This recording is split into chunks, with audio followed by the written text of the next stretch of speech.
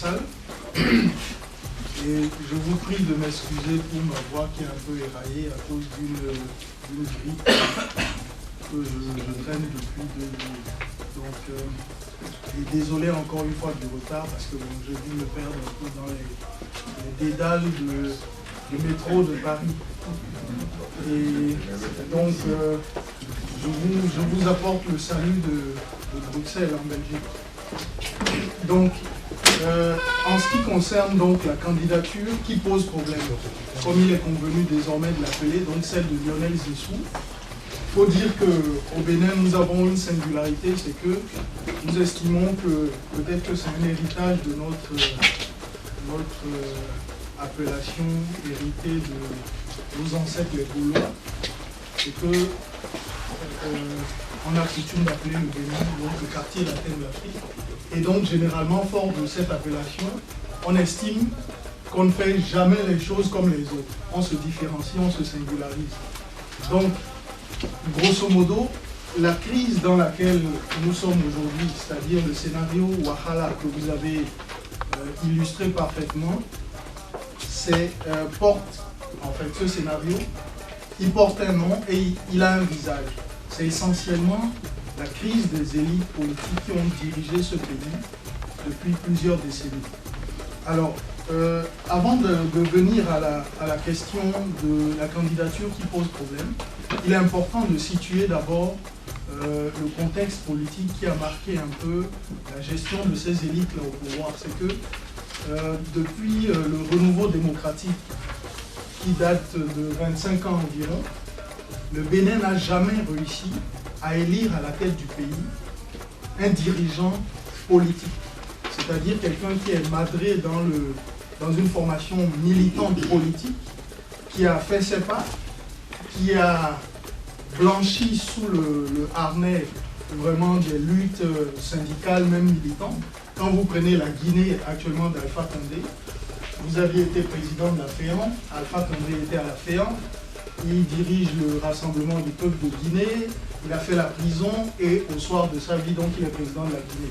Vous prenez même Alassane Ouattara avec le RDR, il était dans le parti, ensuite il a accédé au pouvoir.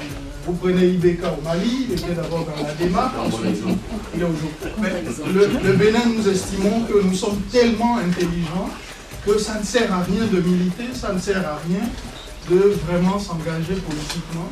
On a beaucoup à ce que nous appelons chez nous l'oiseau rare. Et c'est quoi l'oiseau rare? C'est tout simplement l'homme providentiel. Donc, en 96, qu'est-ce qui se passe? En 91 du moins, lorsque le pays connaît donc une faillite des finances publiques et les premiers programmes d'ajustement structurel, donc en 88-89, on va déboucher sur une transition démocratique qui va voir la désignation d'un administrateur de la Banque mondiale, comme on les appelle, un technocrate. Et c'est Nicéphore Soglo. Alors Soglo, lui, il n'a jamais milité dans un parti politique, il n'a jamais lutté sur le plan syndical, etc. Il apparaît comme ça, comme un oiseau rare, etc. Ensuite, il va se faire élire président en 91, etc. En 96, fort de l'échec de Soglo, nous a-t-on dit, on est allé chercher un militaire qui était dans cette filao, donc le président Kérékou, qui était à la retraite, on est allé le chercher. Kérékou, il faut le rappeler, après la parenthèse du PRPB, c'est-à-dire le Parti révolutionnaire du peuple béninois, il s'était retiré, il n'avait plus de parti politique, on est allé le chercher, on l'a mis à la tête d'une coalition qui elle-même était assez hétéroclite, avec des hommes d'affaires, donc c'est-à-dire cette noblesse d'argent-là et tout, dans notre vie politique interne, et Kérékou va prendre le pouvoir en 96. En 96, il fait 10 ans. Au terme de 10 ans, on dit non, le pays est vraiment dans un scénario Wahala, le pays est dans un fiasco. Qu'est-ce qu'on fait? Cherchant un homme politique, on dit non, mais c'est pas intéressant. Il y a un raccourci plus intéressant, plus facile. On va prendre un administrateur de banque qui s'appelle Boni Yahi, qui lui il est basé à Lomé au Togo, qui gère une banque de développement. On vient, il n'a jamais milité dans un parti politique, il n'a pas de culture syndicale, il n'a pas de culture d'engagement citoyen et même civique. On le prend, on le bombarde à la tête du pays. Il fait 10 ans et il nous amène également dans un scénario oral. Cette fois-ci, tellement ça ne suffit pas qu'on se dit encore cette fois-ci, il faut aller chercher encore un oiseau rare. Et c'est qui? C'est un ancien administrateur de la banque Rothschild qui aujourd'hui dirige un fonds d'investissement qui s'appelle Paribas, donc PAI Partners, Paribas Affaires Industrielles, qu'on va prendre. Il n'a jamais milité dans un parti politique. Tout juste était-il, donc Lionel Zinsou, comme on dit, un speechwriter, c'est-à-dire un écrivain de discours, il écrivait les discours de Fabius. En réalité, Lionel Zinsou, c'est quoi? Ce n'est qu'un bébé Fabius. C'est Fabius qui l'a fait toute sa carrière. Pourquoi? Parce que bon, le temps qu'il nous a imparti est assez court, parce qu'il a connu en gros autour de 26-27 ans à l'école normale supérieure à la rue d'Ulm. Ensuite, l'autre va le coopter dans son cabinet où il sera d'abord ministre de l'Industrie en 83 à 84 et ensuite, quand il deviendra Premier ministre en 84. Donc, ce bébé Fabius là va vraiment gravir les différents échelons avec son parrain. Alors, ce qu'il faut signaler, c'est que aujourd'hui, au pays, cette quête anxiogène qui est que nous recourons toujours à l'homme providentiel, à l'oiseau rare, pose aujourd'hui véritablement problème et ça montre ses limites. Parce que la plupart des hommes qui ont succédé à la tête du pays ne connaissent pas les réalités du pays, ils n'ont pas de formation politique, n'ont pas même de profondeur et même ne perçoivent pas le sens de la gravité au niveau politique. Parfois, il faut pouvoir avoir une formation politique très très dense et avérée pour pouvoir comprendre certains enjeux, même géopolitiques, internationaux. On n'a pas ça. Donc quand vous voyez aujourd'hui le scénario dans lequel nous nous retrouvons, c'est un scénario qui est en fait la chronique d'un échec annoncé. Alors, pourquoi la candidature de Zinsou pose problème? La candidature de Zinsou pose problème essentiellement pour le premier aspect. Bon, il y a deux niveaux au niveau de sa candidature. Le premier niveau, c'est la question de sa légitimité. Claire et nette. Ensuite, il y a la question des enjeux qui tournent autour de sa candidature. Alors, la question de sa légitimité, nous pouvons l'entendre à trois niveaux. C'est-à-dire, le premier niveau, c'est ce que le sociologue allemand Max Weber appelle les trois formes de légitimité. La légitimité charismatique.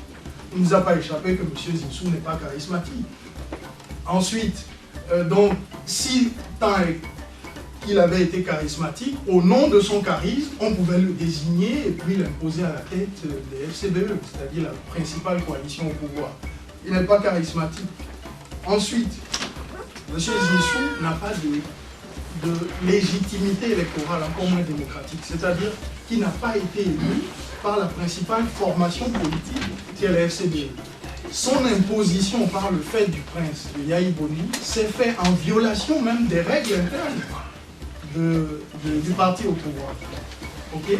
Il a été élu, il a été désigné, non, il n'a pas été élu, il a été désigné un vendredi nuit,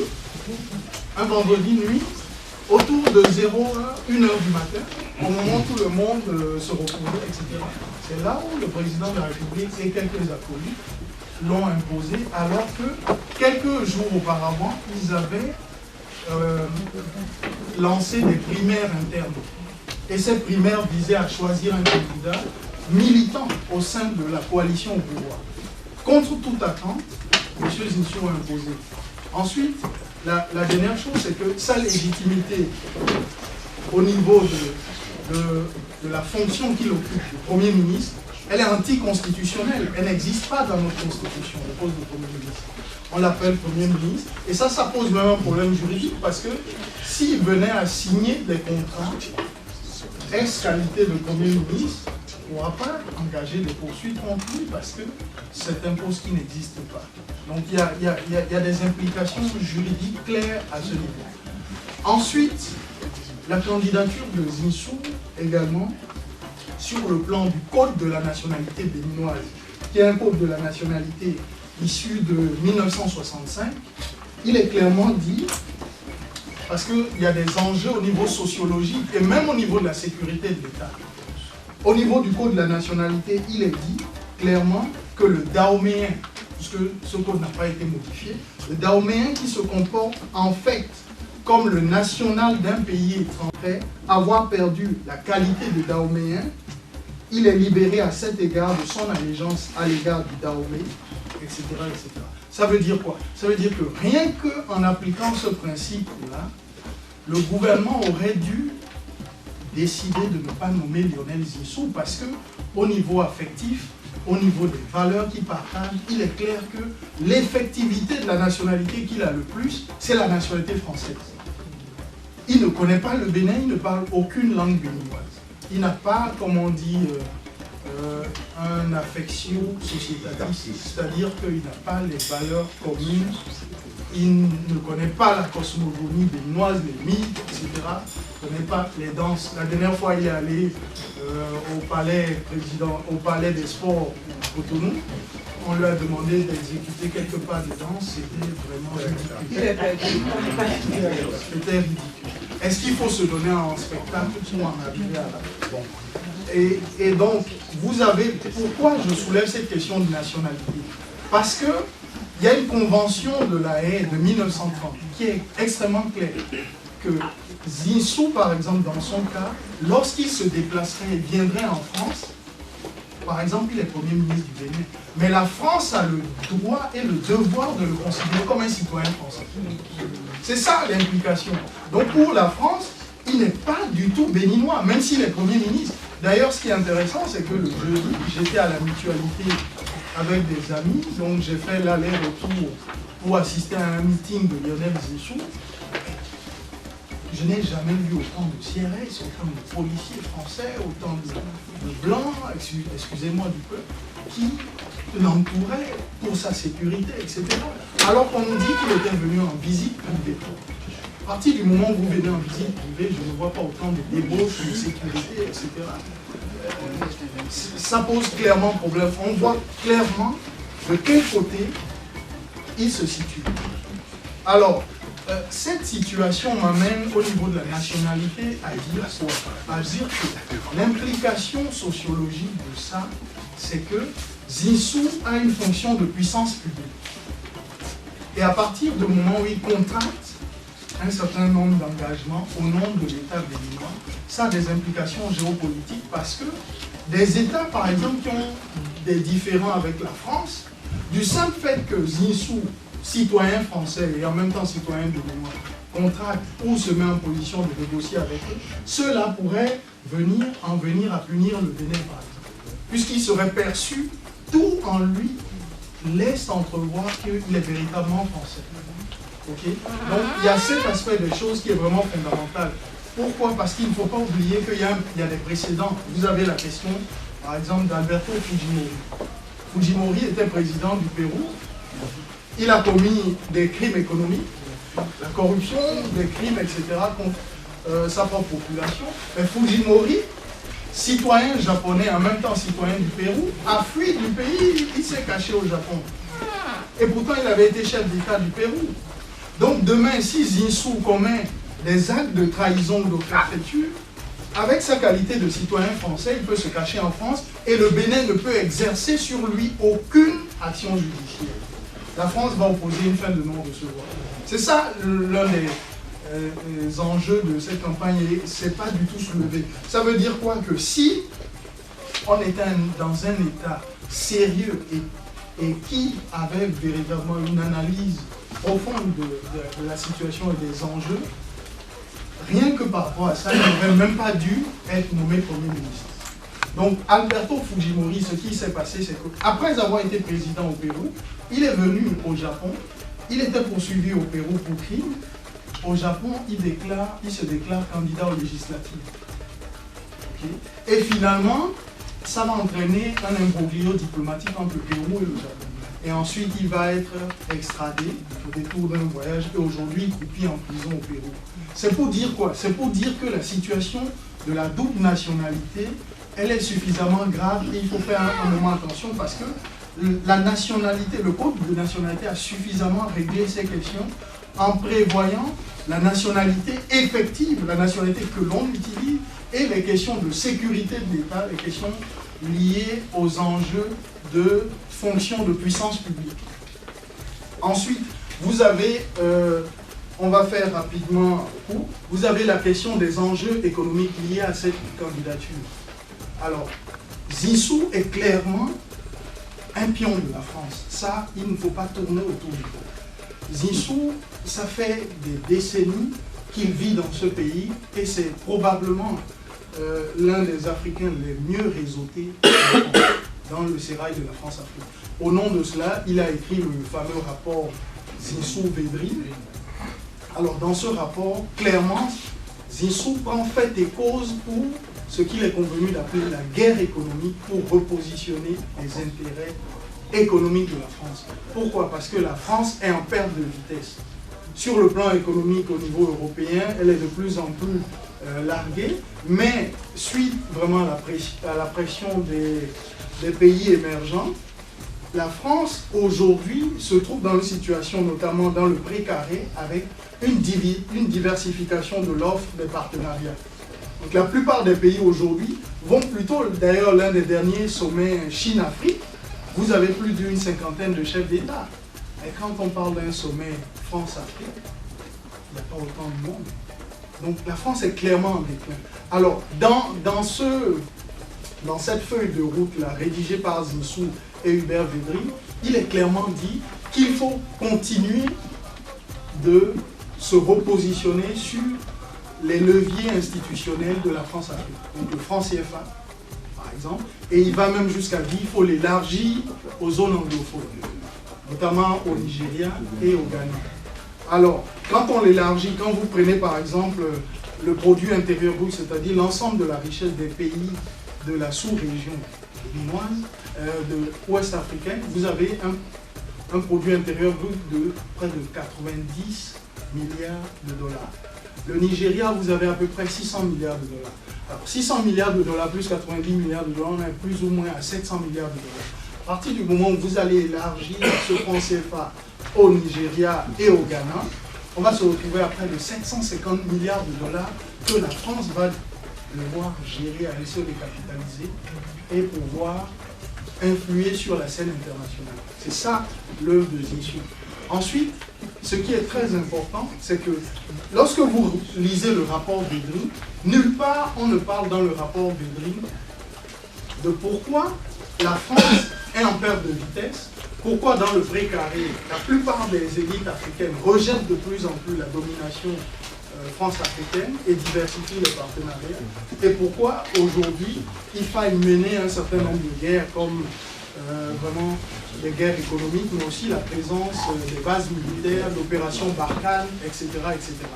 Tout ça vise en fait à asseoir une domination impérialiste dans notre sous-région. Alors, l'un des derniers aspects liés aussi à cette élection de Zinsou, c'est la question sur le plan symbolique. Il y a un viol de l'imaginaire de l'homme politique à travers cette candidature. Jamais on n'a assisté à une telle humiliation. Quelqu'un se lève du jour au lendemain, grâce à ses accointances dans le Sénat parisien, et est imposé comme ça à la tête d'un État. Sans militantisme, sans rien. Et tous ceux qui ont milité ont toujours été aux côtés du chef de l'État, extrêmement mis de côté. Donc, pour le peuple béninois, l'ensemble des élites patriotes, c'est vécu vraiment comme un viol de l'imaginaire collectif. Et ça, il faudra tout faire pour barrer la route à cette candidature si elle devrait venir au pouvoir. Alors, le dernier enjeu lié à cette élection, c'est la question de Bolloré. Lionel Zinsou est très introduit dans les sénats du patronat français, le MEDEF, le SIAN, c'est-à-dire le Conseil des investisseurs d'Afrique noire, etc., etc. Et à ce niveau-là, la première chose qu'il a faite quand il a été nommé Premier ministre, c'est qu'il a signé une convention qui était scandaleuse et scélérate. Et cette convention-là, elle prévoyait quoi? Au mépris de la loi béninoise qui dit que les secteurs ferroviaires doivent être protégés, qui sont stratégiques. Quand vous prenez aujourd'hui la France, la SNCF appartient à l'État français. Et au nom de quoi nous, on doit vendre notre ferroviaire qui plus est à quelqu'un qui contrôle déjà le port de Cotonou. Donc, ce monsieur-là, qu'est-ce qui s'est passé? Grosso modo, il juge de ne pas participer à un appel d'offres. Il y a un Béninois, homme d'affaires béninois, qui participe à l'appel d'offres, qui gagne l'appel d'offres. On lui attribue le marché, mais entre-temps, les réseaux de la France-Afrique rentrent en scène et finalement, Samuel Dossou, qui a gagné le marché, sera mis de côté. Il sera mis de côté clairement parce qu'il y a aussi des enjeux géopolitiques. La France, sans l'énergie de l'uranium d'Areva, n'est rien du tout au niveau de sa sécurité énergétique. Donc, il faut contrôler même l'acheminement, puisque c'est le port de Cotonou, c'est par le port de Cotonou que transite l'uranate, qui est la substance qu'on obtient à partir de l'uranium pour la France.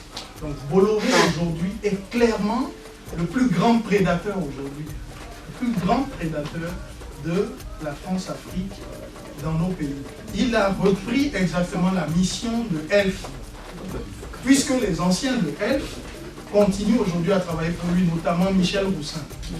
Donc, ce qui se passe, c'est quoi? C'est que Zinsou, quand il est venu, il a donné ce marché-là à Bolloré de façon scandaleuse. La justice béninoise, heureusement, a réussi à le sanctionner, à les condamner et à également condamner l'État béninois à payer 152 000 € par jour à M. Samuel Dossou. Et qu'est-ce qu'elle dit? Dans la décision de justice, elle dit clairement que Bolloré et l'État béninois, donc en complicité avec le président Yahi Boni, ont usé de voie de fait. La voie de fait, évidemment, c'est le fait que vous ayez pris quelque chose qui ne vous appartient pas. Et donc, aujourd'hui, vous avez ces enjeux-là, qui est que, clairement, le dernier enjeu sur lequel je vais finir, pour permettre l'échange, c'est la question énergétique. On nous dit qu'un homme politique français qui s'appelle Borloo, il est malade, il est atteint du cancer, il se retire de la vie politique. Mais comme par hasard, l'Afrique, c'est toujours un champ d'expérimentation inouï. Donc, il se recycle en Afrique, où il fait de la question de l'électrification en Afrique son cheval de bataille. Et donc, Borloo, fort du succès de deux jeunes entrepreneurs sénégalais, c'est-à-dire Tion Nyang et puis l'autre, comment il s'appelle, Akon, le rappeur américain, ils ont lancé le fameux Akon Lighting Africa, c'est-à-dire éclairer toute l'Afrique à partir du soleil, etc. Et donc, évidemment, ça menaçait les intérêts de la France en Afrique. Et donc, Borloo va être mis en scène avec EDF, GDF, etc., qui vont le financer. Mais celui qui va porter ce projet, c'est essentiellement Zinsou. Donc Zinsou, aujourd'hui, il porte le projet de Lumière pour tous. Il se balade dans les différentes écoles, dans les contrées reculées au Bénin, les villages, les hameaux, où il distribue des lampes torches aux pauvres béninois, comme ça, etc., de façon vraiment indigne. Et lorsqu'il est venu à la COP 21, il s'est fait le porte-parole au mépris même de la fonction de puissance publique qu'il occupe. Il est Premier ministre du Bénin. Mais au nom de quoi il se fait le porte-parole du projet d'électrification de Borloo? C'est lui qui en parlait, on le voyait quasiment partout, etc. Tout ça montre clairement une connivence et un réseau d'oligarchie qui menace vraiment à terme de dissoudre le peu qui nous reste en termes de souveraineté, si souveraineté il y a dans nos pays, et il importe de se mobiliser clairement pour empêcher cette élection.